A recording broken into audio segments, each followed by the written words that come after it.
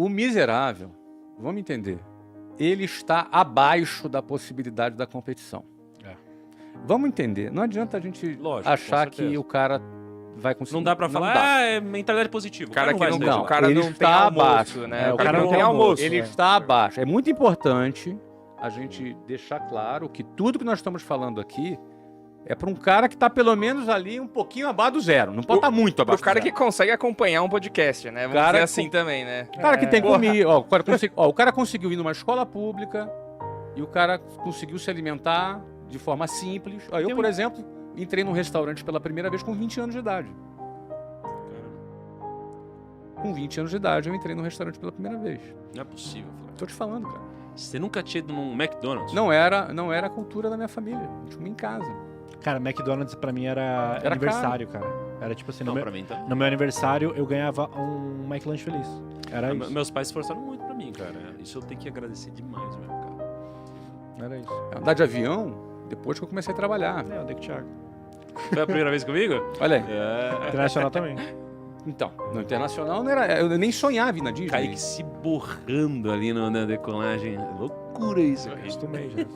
Mas assim, eu tava numa condição que eu podia lutar, entendeu? Sim. Então assim, vale isso. Então, é a decisão de sair da boiada. 99% de quem nos assiste aqui está enquadrado no público-alvo que a gente está falando. Certeza. Porque ele tem internet, ele tem celular, Total. ele deve ter um emprego, ou se não tem emprego, vive com os pais. Por isso que às vezes eu acho até assim, quem está assistindo a gente já não tá, geralmente não tá nessa situação de extrema pobreza. Aí a gente dá o Mas argumento... pode estar no ônibus. Pode estar no ônibus, Isso. perfeito. Mas existe mobilidade para quem está nessa classe social. É mais difícil, mas existe mobilidade. Então, a mobilidade social, vamos falar de números aqui, para quem está na pobreza, tá? Nem extrema pobreza, onde você está. Em geral, leva-se 9 gerações para se chegar na classe média. Na média, estatisticamente, 9 gerações. Então você já é exceção, Kaique. Você já é exceção. Não é? Então, o que acontece? São 9 gerações, cara. Imagina que são 9 gerações? É muita coisa. Agora, o cara que está ali na média, vamos lá, ele questionar. Ele tem que questionar. Se ele não questionar, daqui a 40 anos ele vai estar lá. Se ele se questionar, aí ele vai poder, ele talvez tenha coragem ou não de sair daquela linha de montagem. Aí começa a funilar. Aí quando ele tem a coragem, ele vai ter que vencer o próximo obstáculo, que é a pressão de familiares, de amigos do seu ciclo de relacionamento. Nós temos a necessidade, o ser humano em geral tem a necessidade de ser aceito pelos seus peers, pelos seus próximos. Então, se você se vê reprovado por todo mundo, é como se o seu cérebro pensasse, espera aí, cara, será que está todo mundo errado e eu estou certo? Você se sente reprovado, você se sente errado. Só que para você sair da boiada, você vai ter que nadar contra a correnteza. Você vai ter que contrariar a opinião da maioria. Você vai ter que ser movido por uma convicção diferente da lógica do status quo no qual você vive. E isso é muito difícil. E é humilhante. E é humilhante porque estatisticamente vai dar errado até dar certo. Exatamente. Então assim, vai dar errado consecutivamente até dar certo. Você tem que ter muita convicção. Enquanto estiver dando errado, todo mundo vai te humilhar porque a opinião de todos é que o que você está fazendo não faz sentido. Então você vai ser humilhado do começo até...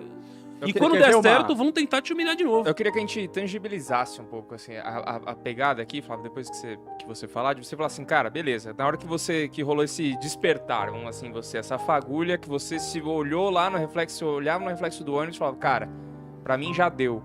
O que você fazia, né, e o que você começou a fazer pra, tipo assim, velho, né, porque às vezes a galera distorce um pouco isso, fala, então eu tenho que virar empreendedor, então, não, cara, o que você...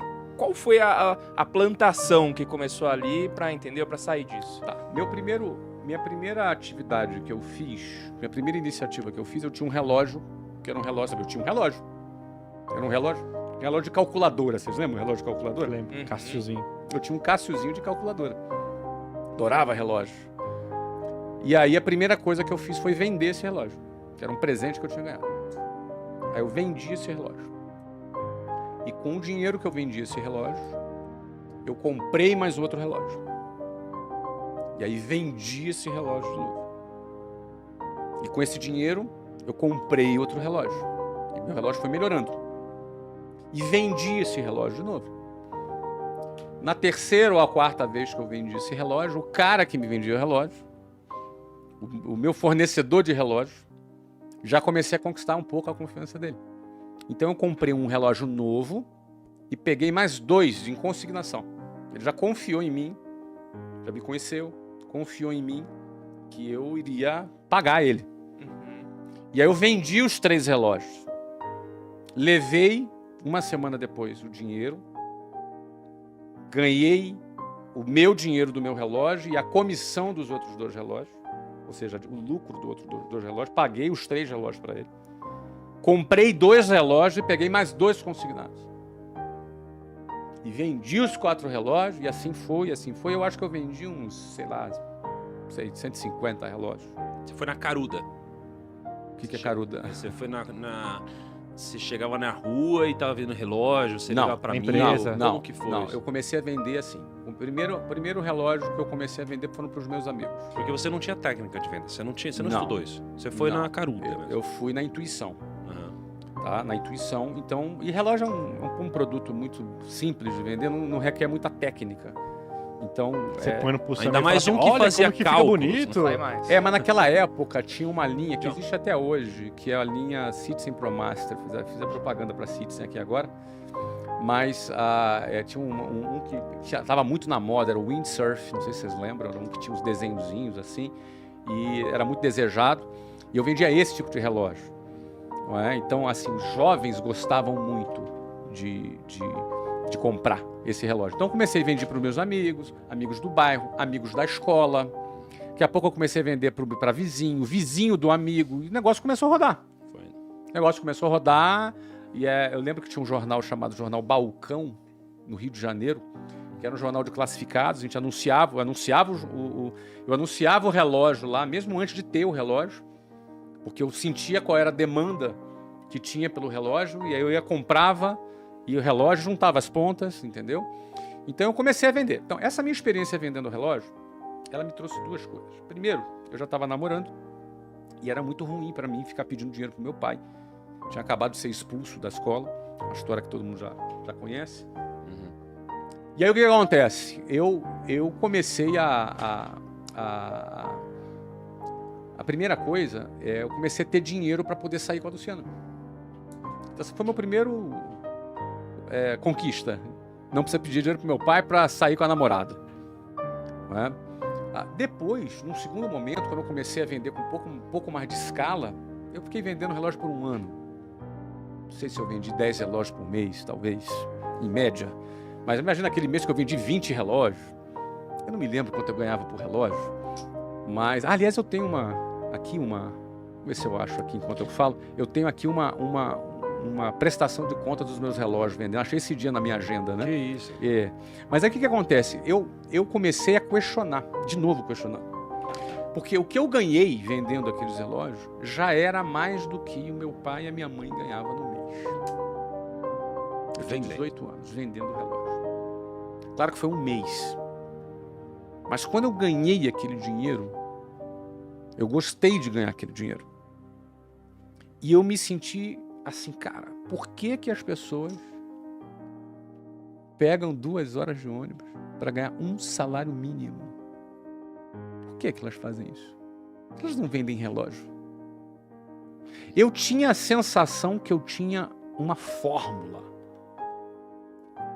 que fazia as pessoas saírem daquela situação delas. Eu tive a sensação de ter descoberto um caminho de saída. Porque, cara, eu ganhei, sei lá, 5, 6, 7 salários mínimos no mês vendendo relógio. Por que uma pessoa, ela trabalha um mês inteiro para ganhar um salário mínimo e levando 5 horas, carregando cimento nas costas, trabalhando em obra? Por que ela faz? Porque ela não vende relógio, caramba. Essa era a minha sensação. Mas por que as pessoas não fazem isso também? Isso é um sentimento interessante, porque esse sentimento tem a ver comigo. Eu me sinto tendo uma boa notícia para dar para as pessoas, que pode libertar elas do sistema. Esse é o meu mote, não é?